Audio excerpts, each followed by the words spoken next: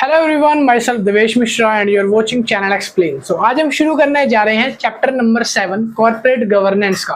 Corporate governance की series शुरू हो चुकी है और अब जल्द ही एंड होने वाली है, क्योंकि आज इस बुक का लास्ट चैप्टर होने वाला है। ये सीरीज बेसिकली सेमेस्टर 6 के लिए बीकॉम ऑनर्स और बीकॉम प्रोग्राम वाले बच्चों के लिए बनाई जा रही है।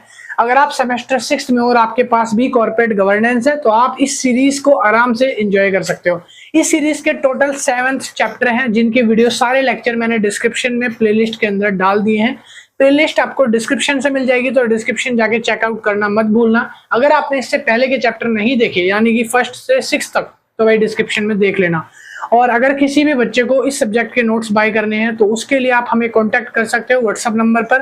व्हाट्सएप नंबर डिस्क्रिप्शन में भी गिवन है और व्हाट्सएप नंबर मैंने बोर्ड पर यहाँ मेंशन कर दिया है। इस नंबर पे जाके मैक्सिमम प्राइस जो होगा वो 150-130 के अराउंड है, जाकर पता कर लेना और जाकर आप मैसेज करके नोट्स की पीडीएफ को बाय कर सकते हो। सारे चैप्टर्स नोट्स में आपको मिलेंगे, इजीली डिटेल एक्सप्लेनेशन कर रखी है, हर एक पॉइंट एक्सप्लेन होगा। आपको जाकर वहां पे मेन पॉइंट्स मिल जाएंगे और अगर आप लेना चाहो तो जाके व्हाट्सएप से मैसेज करके बाय कर लो। और जो नहीं लेना चाहते तो भाई कोई दिक्कत नहीं है, आप व्हाट्सएप से क्यों बाय करोगे, आप आराम से वीडियो से नोट्स बना सकते हो, कोई दिक्कत नहीं। अगर आप वीडियो से पढ़ना चाहते हो तो भाई एंजॉय करो।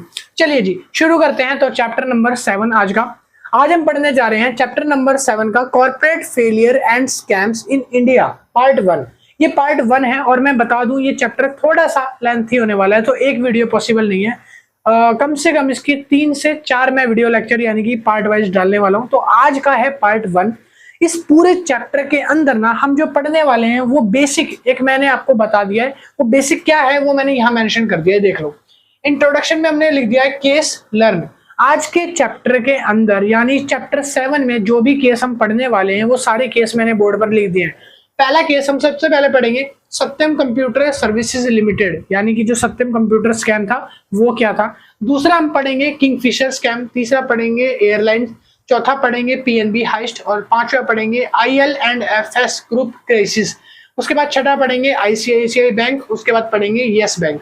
ये 7 टॉपिक हैं जो हम लाइन से एक एक करके वीडियो में कवर करने वाले हैं और वीडियो के पार्ट वाइज वीडियो में बनाने वाला हूं। तो आज आपको पार्ट 1 में जैसे ये सत्यम के बारे में पढ़ेंगे, पार्ट 2 जो आएगा उसके बारे में फिर 3 ऐसे इस तरीके से मतलब वीडियो लेक्चर आएंगे। तो इसके थोड़े से पार्ट बनेंगे क्योंकि चैप्टर थोड़ा लेंथी है। चलिए शुरू करते हैं फिर आज का वीडियो। आज हम पढ़ने जा रहे हैं सबसे पहले पहला स्कैम, यानी कि सत्यम कंप्यूटर सर्विस लिमिटेड का स्कैम क्या था। सत्यम कंप्यूटर नाम से एक बहुत बड़ा स्कैम हुआ था, वो बहुत ज्यादा फेमस हुआ था बीच में, ठीक है। तो वो स्कैम एक्चुअल में है क्या।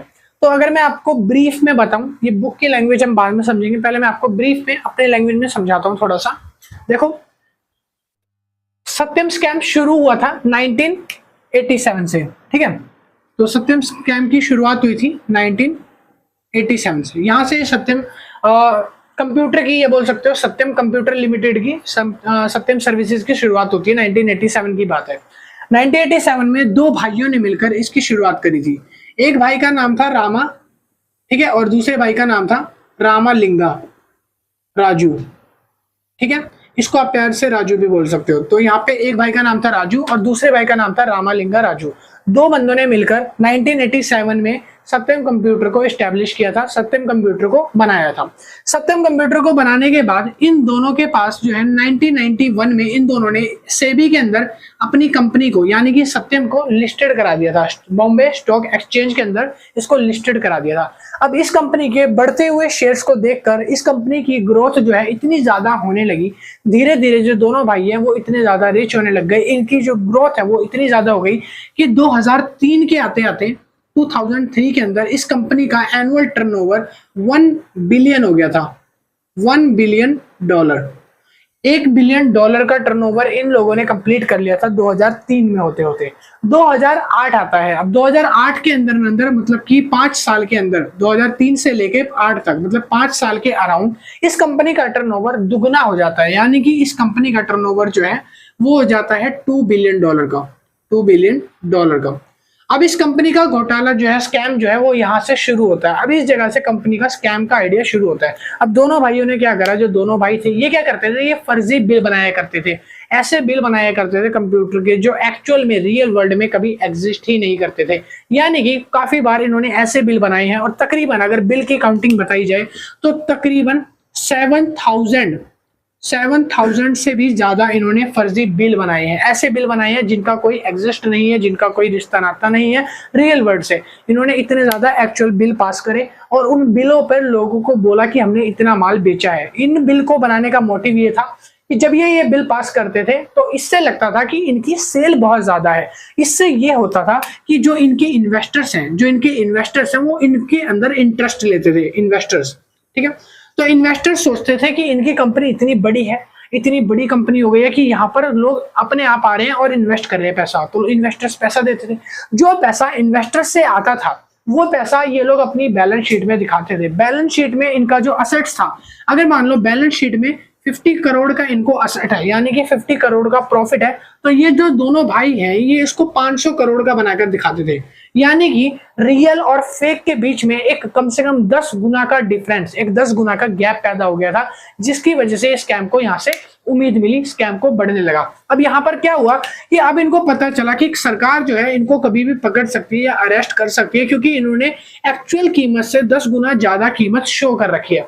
तब इन्होंने क्या करा, अपने इतने ज्यादा कीमत शो करने का बेनिफिट ये हुआ कि इनके पास धड़ाधड़ इन्वेस्टर्स आए, अपना पैसा इन्वेस्ट करने लगे।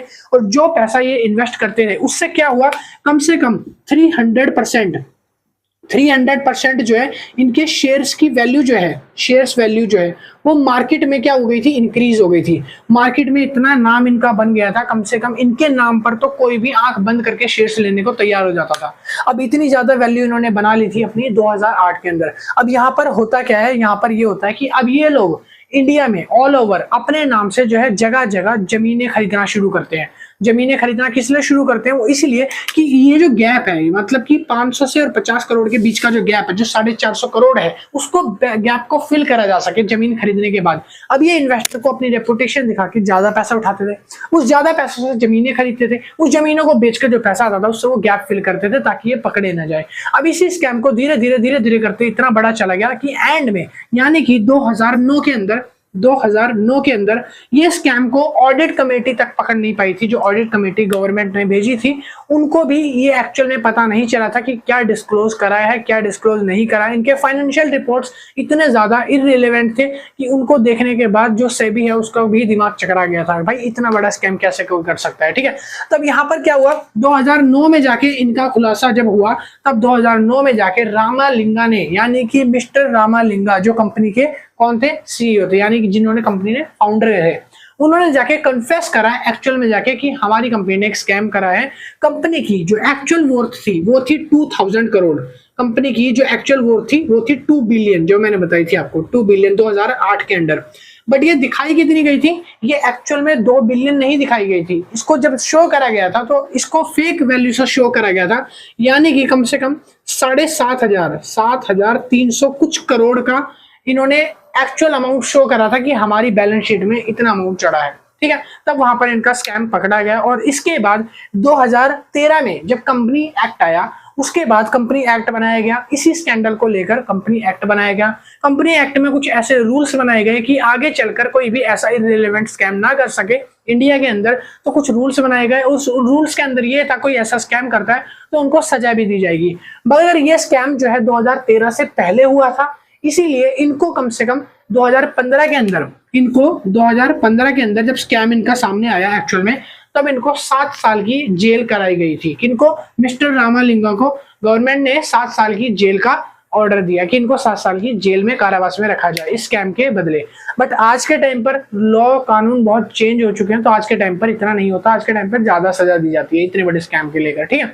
तो यहाँ पर वैसे तो अब 2013 के बाद ये जो स्कैम हुए थे उससे पहले हुए थे, तो अब उसके बाद बहुत सारी अमेंडमेंट्स आई, एक्ट चेंज हुए। कॉर्पोरेट गवर्नेंस जो था उसका हनन हो रहा था पहले, यानी कि उसको सही तरीके से फॉलो नहीं किया जा रहा था, ऐसे स्कैम्स बढ़ते जा रहे थे। तभी गवर्नमेंट ने क्या करा, गवर्नमेंट ने कॉर्पोरेट गवर्नेंस को निकाला ताकि आपके इसमें बोर्ड ऑफ डायरेक्टर जो होंगे, जो आपके ऑडिटर्स होंगे, वो एक्चुअल में चेक करेंगे कि आपकी परफॉर्मेंस रिलायबल है या फिर इनसफिशिएंट है। तो यहाँ पर स्कैम धीरे धीरे घटना शुरू हुए। तो यहाँ पर इस स्कैम को अब हम बुक्स में से पढ़ते हैं कि क्या एक्चुअल में माजरा था। तो मैंने आपको एक ब्रीफ बता दिया, पूरी केस स्टडी बता दी कि सत्यम स्कैम एक्चुअल में था क्या। चलिए अब बुक की लैंग्वेज से समझना शुरू करते हैं।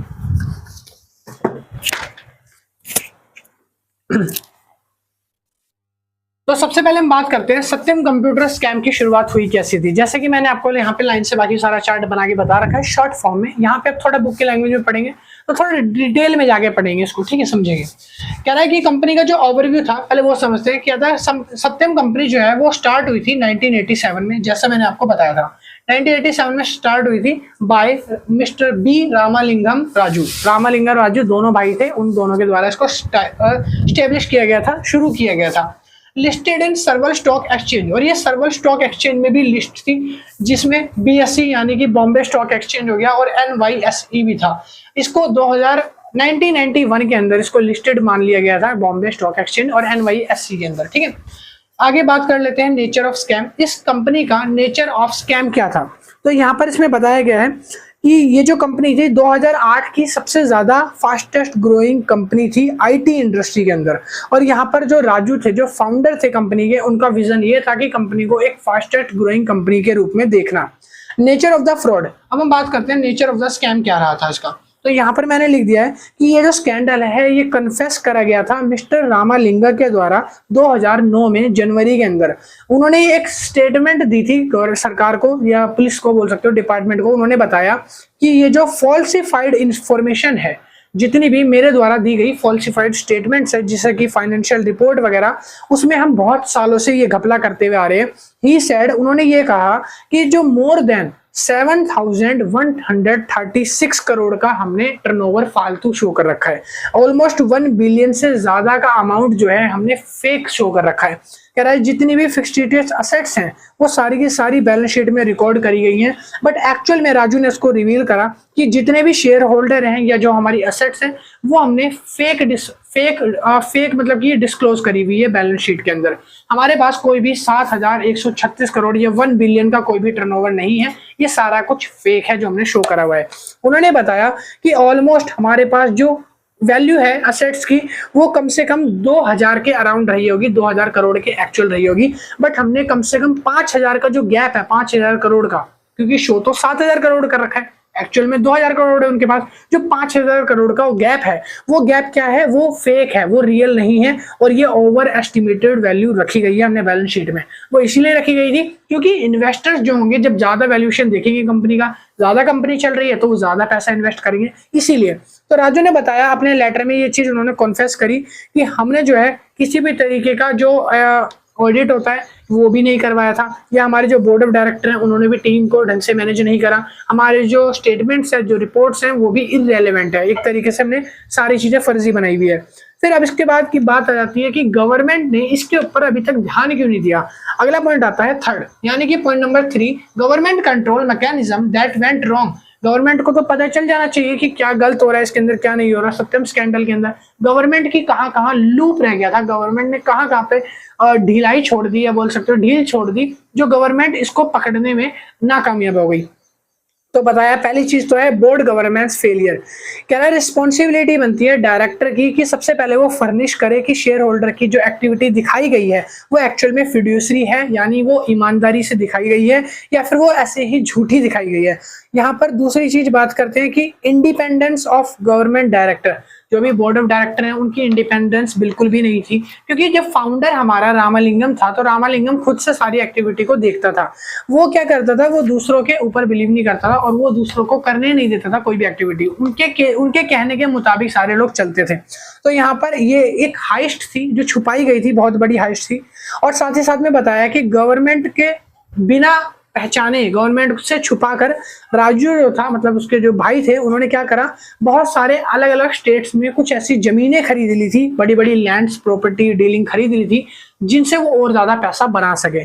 तो यहाँ पर उन्होंने मैक्स इंफ्रास्ट्रक्चर करके एक जमीन खरीदी थी जो कि बाद में गवर्नमेंट से छुपाई थी, बट कोलैप्स के बाद ये सामने आ गई। उसके साथ साथ उन्होंने और भी बहुत सारे इंटरेस्ट हैं जो कि गवर्नमेंट से छुपाए थे। फिर अगला पॉइंट आता है missing supervision from independent director. अगला पॉइंट है मिसिंग सुपरविजन। जब सुपरविजन यानी निगरानी में गलती हो जाए, तो गवर्नमेंट से निगरानी में गलती यहाँ हो गई कि गवर्नमेंट ने सही तरीके से चेक नहीं करा कि गवर्नमेंट को क्या शो किया जा रहा है एक्चुअल में और क्या उनके पास है। कुछ सेंसिटिव इश्यूज थे जो गवर्नमेंट एड्रेस करने गई, बट उसको सही तरीके से एड्रेस नहीं कर पाई। बोर्ड ऑफ डायरेक्टर का मानना यह है कि उन्होंने सही तरीके से गलतियां कर दी थी चेकिंग करने में। चेकिंग भी उन्होंने के द्वारा ढंग से नहीं हुई थी, तो यहाँ पे गवर्नमेंट का फॉल्ट था जिसकी वजह से वो आज तक पकड़े नहीं गए। तीसरा आ जाता है ऑडिटर इन्वॉल्वमेंट, यानी कि ऑडिटर इन्वॉल्वमेंट। ऑडिटर इन्वॉल्वमेंट में बताया गया कि उनके द्वारा जितनी भी लिस्टें दिखाई गई थी या रिपोर्ट्स दिखाई गई थी वो सारी फेक थी। कंपनी के पास ना कोई कैश बैलेंस था ना कोई बैंक बैलेंस था जो रियल था, ऐसा कुछ नहीं था कैश या बैंक बैलेंस। जो भी पॉसिबल चीजें दिखाई गई थी वो सारी डेफिशिएंसी थी। एक्सटर्नल ऑडिटर जो थे वो इस फ्रॉड को नहीं पहचान पाए थे, बट जो एक्सटर्नल यानी कि बाहर से जो ऑडिटर्स आए, इंटरनल ऑडिटर नहीं पहचान पाए थे, जो बाहर से ऑडिटर बुलाए गए थे उन्होंने, यहाँ पर लिखा है कि एक्सटर्नल जो ऑडिटर्स आए थे उन्होंने इस चीज को पहचाना और इस चीज के ऊपर कंसर्न रखा कि ऑडिट प्रोसेस होना चाहिए, आपकी कंपनी का कुछ गड़बड़ यहाँ पर लूप दिख रहा है। उन्होंने इस चीज को एक बार बताया था बट उसको भी नेगलेक्ट कर दिया गया था, किसके द्वारा? गवर्नमेंट के द्वारा, क्योंकि वो जानते थे सत्यम कंप्यूटर की उस समय रेपुटेशन बहुत ज्यादा अच्छी थी, तो यहाँ पर कोई उनके बीच में हाथ नहीं डालना चाहता था। अगला पॉइंट आता है weak internal control. Internal control weak होने की वजह से सत्यम कंप्यूटर का स्कैंडल जो है वो सामने आ चुका था, क्योंकि यहाँ पर चीजों को सेफ गार्ड नहीं करा गया था, फॉल्स तौर पर एंट्रीज मारी गई थी, रिवेन्यू को इन्फ्लेट करके दिखाया गया था और रिपोर्ट में कमियां करी गई थी। साथ साथ लिखा हुआ है एब्सेंस कर दी थी इंटरनल ऑडिटिंग की। जो इंटरनल ऑडिटिंग टीम है उन्होंने ढंग से यानी कि सही तरीके से मेंटेन ही नहीं कर रखी थी अपनी रिपोर्ट्स वगैरह, इस तरीके से ये स्कैंडल जो है वो सामने आया। अगला लिखा है इनइफेक्टिव रेगुलेटरी ओवरसाइट। इनइफेक्टिव मतलब कि जो सत्यम स्कैंडल है ये सामने आया था जब बोर्ड ऑफ एक्सचेंज यानी कि बॉम्बे बोर्ड ऑफ एक्सचेंज में जब कंपनी को लिस्ट करा दिया गया था, तो सेबी के द्वारा ये रिकॉग्नाइज करा गया था कि कुछ ऐसी एनोमलीज एक्टिविटी करी जा रही है, किसके द्वारा? सत्यम कंप्यूटर के द्वारा, जो कि लिस्टेड कंपनी भी समझ नहीं पाई थी। फिर उसके बाद पता चलता है कि बाद में एक ऐसा अमाउंट रेज होता है जो कि फाइनेंशियल रिपोर्ट को हिला देने वाला था, यानी कि वो अमाउंट वही गैप था जो एक्चुअल और रियल में फर्क बताता, मतलब कि जो एक्चुअल रियल है और जो फेक है उसके बीच का गैप जो था वो जब पता चला किसके द्वारा? सेबी के द्वारा।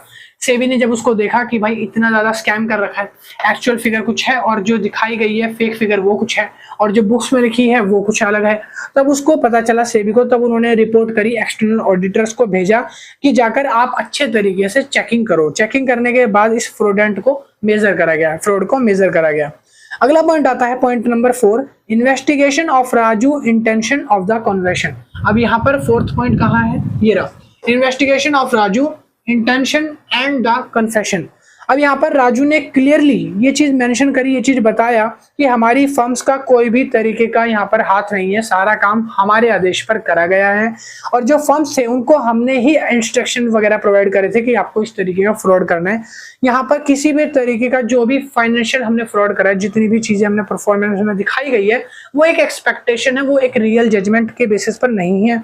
और यहाँ पर जितने भी राजू ने बताया गया कि हमने अपनी फैमिली के लिए, साथ ही साथ हमने अपनी कंपनी के लोगों को ही बोर्ड ऑफ डायरेक्टर में बैठा दिया था बनाकर, और उन बोर्ड ऑफ डायरेक्टर के बिहाफ पर और भी बड़ी बड़ी जमीनें हमने खरीदी और उनको गिफ्ट ना कर कर हमने उस पर भी पैसा कमाया। ऐसा राजू ने अपनी स्टेटमेंट में कन्फेस किया। उन्होंने बताया कि हमने अपनी फैमिली के लिए, अपनी वर्कर्स की फैमिली के लिए हमने मेटास इंफ्रास्ट्रक्चर खड़ा किया और मेटास प्रॉपर्टी जो है, मिथास प्रॉपर्टी, वो भी खड़ी करी, बनाई। ठीक है, उन्होंने बताया कि हम एक लूप होल बन गया था, जो हमारे रियल और एक्चुअल जो अमाउंट है वो और जो फेक अमाउंट है उसके बीच में एक लूप बन गया था, एक गैप बन गया था। उस गैप को फिल करने के लिए हम फटाफट से जमीनें खरीदते थे और जमीनों को बेचना शुरू कर देते थे, ताकि वो पैसा जो आएगा उससे हम उसको गैप को फिल कर सके। बट उससे पहले क्या हुआ? कोलैप्स हो गया। कोलैप्स यानी कि वो डेट आ गई जिस जगह पर रामालिंगम ने कन्फेस कर लिया कि हमारे द्वारा एक स्कैंडल बड़ा हुआ है। क्योंकि ये स्कैंडल उनके द्वारा तभी कन्फेस किया क्योंकि जब एक्सटर्नल ऑडिटर्स आए उनको ये चीज पता चल चुकी थी।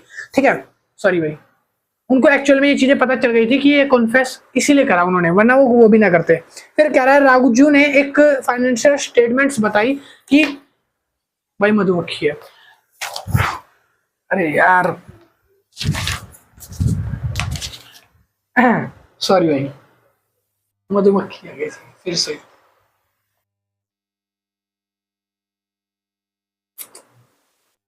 भाई घूम रही है। हाँ, तो मैं लास्ट लाइन क्या कह रहा था, मैंने बताया था कि जो मिस्टर राजू है उन्होंने अपनी फाइनेंशियल स्टेटमेंट में ये भी बोला कि जो भी मिस रिप्रेजेंटेशन उन्होंने करी है फिगर्स को, वो सारी की सारी कंपनी के द्वारा ही डन करी गई है, किसी बाहर इंटरनल या एक्सटर्नल के द्वारा डन नहीं हुई है। अगला पॉइंट आता है consequence of the Satyam scandal. Satyam scandal के कंसिक्वेंस क्या हुए, यानी इसका प्रभाव जो है लोगों पर क्या क्या पड़ा। पहला आया क्राइसिस ऑफ इन्वेस्टर कॉन्फिडेंस, कि जो इन्वेस्टर है उसके कॉन्फिडेंस पर क्राइसिस हो गया, यानी कि उनका कॉन्फिडेंस लूज हो गया, क्योंकि जब सत्यम स्कैंडल सामने आया तो यहाँ पर जो मार्केट है वो पूरी तरीके से एक्सपोज हो चुकी थी। यहाँ पर लोगों को पता चल चुका था, बहुत जल्दी ये बात फैल गई कि किस तरीके का लॉस उन लोगों को लगने वाला है। जिन लोगों ने सत्यम स्कैंडल के जो इन्वेस्टर्स थे, जिन्होंने इसमें पैसा लगाया था, वो बहुत ही बुरी तरीके से छाती पीट के कह सकते हो रो रहे थे। ठीक है, फिर आगे आता है illustration of damage to the image of Indian IT sector. Indian IT sector जो था, जो इंफॉर्मेशन टेक्नोलॉजिकल सेक्टर है, उसकी इतनी ज्यादा इमेज, इन्होंने रेपुटेशन डाउन कर दी थी, गिरा दी थी कि कोई भी इन्वेस्टर पैसा लगाने से डरता था इस स्कैंडल के बाद। तभी इसके बाद कंपनी एक्ट 2013 को लाया गया, यानी कॉर्पोरेट गवर्नेंस को इंट्रोड्यूस करा, ताकि कॉर्पोरेट गवर्नेंस क्या करे कि इतने सारे जो कॉर्पोरेट में हो रहे जो झोले हैं उन सबको पकड़वा सके। कॉर्पोरेट गवर्नेंस एक बिल्कुल सीधा साधारण चल सके, ठीक है, अच्छे तरीके से गवर्नेंस चल सके। तो यहाँ पर बताया गया कि जितने भी स्टैंडर्ड्स हैं वो सारे के सारे टूट गए थे जब ये स्क्रूटनी आई थी, जब ये पता चला था कि पूरी तरीके से ये स्कैम हो चुका है। आगे लिखा है government action for disaster prevention. Government action of disaster prevention. Government ने इसके खिलाफ क्या एक्शन लिया? तो गवर्नमेंट ने क्या करा, कोलैप्स को पकड़ने के बाद कुछ ऐसे कस्टमर्स और कुछ ऐसे वर्कफोर्स को बंद करवा दिया, सीज करवा दिया, कंपनी पे ताला लगवा दिया। बोर्ड ऑफ डायरेक्टर का रिजल्ट देखा और जो कंपनी है वो पूरी की पूरी बाय कर ली गई। किसके द्वारा? टेक महिंद्रा के द्वारा। ये कंपनी जब स्कैंडल में आई और उसके बाद पूरी फंस गई, जब ये अपना पैसा वैसा नहीं चुका पाई, तो इसके बाद इस कंपनी को क्लोज करके नई कंपनी शुरू करी गई जिसका नाम टेक महिंद्रा है। टेक महिंद्रा कंपनी ने इसको खरीद लिया। फिर किसको? सत्यम स्कैंडल को। ठीक है, कह रहा है कि इस कंपनी को खरीद लिया गया था किसके द्वारा? टेक महिंद्रा के द्वारा, क्योंकि लोगों की जॉब्स यहाँ पर चली गई थी। कम से कम ये मान लो लाखों लोगों की जॉब सत्यम ने दे रखी थी। अब उस स्कैंडल के बाद उसमें कोई पैसा इन्वेस्ट नहीं करा था तो लोगों के खाने के लाले पड़ रहे थे, तो टेक महिंद्रा ने उसको खरीदा जिससे वो लोगों को एम्प्लॉयमेंट दे पाए। फिर आगे लिखा है लीगल एंड रेगुलेटरी चेंजेस भी इसके साथ बहुत सारे आए थे। कॉन्विक्शन एंड लीगल प्रोसीडिंग भी बहुत सारी आई थी। 2015 के अंदर जब रूल्स बनाए गए, जब पूरी तरीके से रूल्स बन गए कि स्कैंडल अगर कोई ऐसा पकड़ा गया तो उसको कितनी सजा होगी, गवर्नमेंट ने इसके अमेंडमेंट्स करे, एक्ट भी चेंज करे, सेक्शंस बनाए नए, तब इसके खिलाफ गवर्नमेंट ने राजू को गिल्टी फील करते हुए पकड़ लिया और उनको बोला कि आप लोगों को इंडियन पैनल कोड के अकॉर्डिंग ये जो फॉर्जरी आपने करी है और ये जो फ्रॉड आपने करा है, इसके लिए आपको हम 7 साल की सजा देते हैं। तो 7 साल का कारावास दिया गया मिस्टर रामालिंगम राजू को, क्योंकि वो इस चीज के लिए गिल्टी थे, वो अपनी चीज के लिए गिल्टी फील कर रहे थे, इसलिए उनको 7 साल की सजा गई। बट आज के टाइम पर इसकी सजा ज्यादा कर दी गई है, बढ़ाकर। फिर आगे लिखा अगला, lesson learn from the Satyam scandal. अब इस सत्यम स्कैंडल से कौन सा लेसन आप लर्न करते हो, आपको क्या चीजें सत्यम स्कैंडल से सीखने को मिलती है? पहली चीज है बोर्ड इंडिपेंडेंस। अब बोर्ड जो है खुद के ऊपर इंडिपेंडेंट हो गया। सरकार ने बोला कि जो भी बोर्ड ऑफ डायरेक्टर टीम होगी उसको नॉन एग्जीक्यूटिव रखा जाएगा, यानी कि बोर्ड के पास पूरे वो अथॉरिटी होगी, पूरे वो राइट्स होंगे कि अपने ऊपर वो एक्टिविटी कर सकता है। हर किसी के बताने पे वो एक्टिविटी नहीं करेगा। जैसे सत्यम स्कैंडल में क्या था, बोर्ड ऑफ डायरेक्टर किसको बनाया था? कंपनी के लोगों को, और वो क्या काम करते थे? जो रामालिंगम बोलता था वो करते थे, है ना। बट ऐसा नहीं है। अब उन्होंने बोला बोर्ड ऑफ डायरेक्टर कोई बाहरी होगा, कोई रिलेटेड या पर्सन आपका आपसी पर्सन नहीं हो सकता। अब आपको उसको अच्छे से कॉन्फ्लिक्ट्स बताने पड़ेंगे, एक्चुअल में जो परफॉर्मेंस होगी कंपनी की वो टाइम टू टाइम चेक करेगा। तो गवर्नमेंट ने स्कैंडल के बाद ये सबक सीखा। अगला पॉइंट आता है मेंटेनिंग ऑडिट परफॉर्मेंस। गवर्नमेंट ने बोला कि जितनी भी रिस्पॉन्सिबिलिटी है ऑडिटर की, वो परफॉर्मेंस मेंटेन जो कर रहे हैं वो पूरी रिस्पॉन्सिबिलिटी और फेथ से काम करेंगे। हर फाइनेंशियल रिपोर्ट की केयर करेंगे। जितनी भी फाइनेंशियल रिपोर्ट है उससे सेटिस्फाई अगर वो नहीं होते तो वो उसके खिलाफ प्रूफ या एविडेंस भी मांग सकते हैं कंपनी से। अगला लिखा है enhance regulatory environment. Regulatory environment को इनहेंस करा गया, नए नए रूल्स बनाए गए कॉर्पोरेट गवर्नेंस में, और यहाँ पर पोजीशन को देखा गया कि जितने भी क्राइसिस अभी तक इंट्रोड्यूस हो चुके हैं आगे जाकर वो ना हो, तो गवर्नमेंट ने पॉलिसीज और रेगुलेशन इंक्रीज किए। फिर उसके बाद लिखा अगला ethical and responsible leadership. Corporate officers को इथिकल लीडरशिप के लिए अपॉइंट करा गया। यहाँ पर क्या था कि पहले नॉन कॉम्प्रोमाइज फाइनेंशियल इंफॉर्मेशन होती थी, जहां पर अच्छी तरीके से इंफॉर्मेशन डिस्क्लोज नहीं होती थी कंपनी के द्वारा। अब गवर्नमेंट ने क्या करा, गवर्नमेंट ने बोला कि इथिकल रिस्पॉन्स चाहिए हमको, अच्छे तरीके से हमको मेंटेन चाहिए रिकॉर्ड्स वगैरह आपकी कंपनी के। तो गवर्नमेंट ने अपनी तरफ से कॉर्पोरेट ऑफिसर्स को अपॉइंट किया हर एक कंपनी में, जो कि किसके द्वारा अपॉइंट किए गए हैं, सेबी के द्वारा। अब सेबी उस पर रेगुलेट वर्क करती है, जो सेबी बोलेगी वही वो काम करेंगे कॉर्पोरेट ऑफिसर्स। फिर आगे लिखा कि बिजनेस पार्टनर जो होगा एथिकल पैरामाउंट पे जो भी इश्यूज होंगे उसको सॉल्व किया जाएगा। साथ ही साथ बिजनेस के अंदर प्रोसेस करा जाएगा, जो भी कंप्रिहेंसिवली जो भी चीजें हो रही हैं, time to time task manage किए जाएंगे, रिटर्न्स देखी जाएंगी, और जितने भी काम होंगे फर्दर रेगुलेशन के अकॉर्डिंग किए जाएंगे, ताकि कोई रूल्स को वायलेट ना कर सके। ठीक है, तो ये था पूरा का पूरा सत्यम स्कैंडल, और सत्यम स्कैंडल के अंदर आपको सारी चीजें मैंने क्लियर कर दी। आपको आई होप सारा पार्ट 1 समझ आया होगा। चलिए अब मिलते हैं नेक्स्ट वीडियो में, यानी कि पार्ट 2 के अंदर। पार्ट 2 में हम अगला पढ़ेंगे किंगफिशर और एयरलाइंस को हम रीड करेंगे। तो मिलते हैं नेक्स्ट वीडियो में, यानी पार्ट 2 के जल्दी आएगी वीडियो। और अभी के लिए इतनी, अब आप इसको रिवाइज करो, उतार लो, और अगर आपको नोट्स वगैरह बाय करने हैं तो उसके लिए आप मैसेज कर सकते हो। नोट्स के लिए आपको नंबर डिस्क्रिप्शन में भी गिवन है, और साथ ही साथ मैंने बोर्ड पर मेंशन कर दिया, इस नंबर पे जाके आप पता कर सकते हो नोट्स का प्राइस, और वहां से आप बाय कर सकते हो सॉफ्ट कॉपी। चलिए मिलते हैं नेक्स्ट वीडियो में, बाय बाय टाटा। उतार लो इसको फटाफट।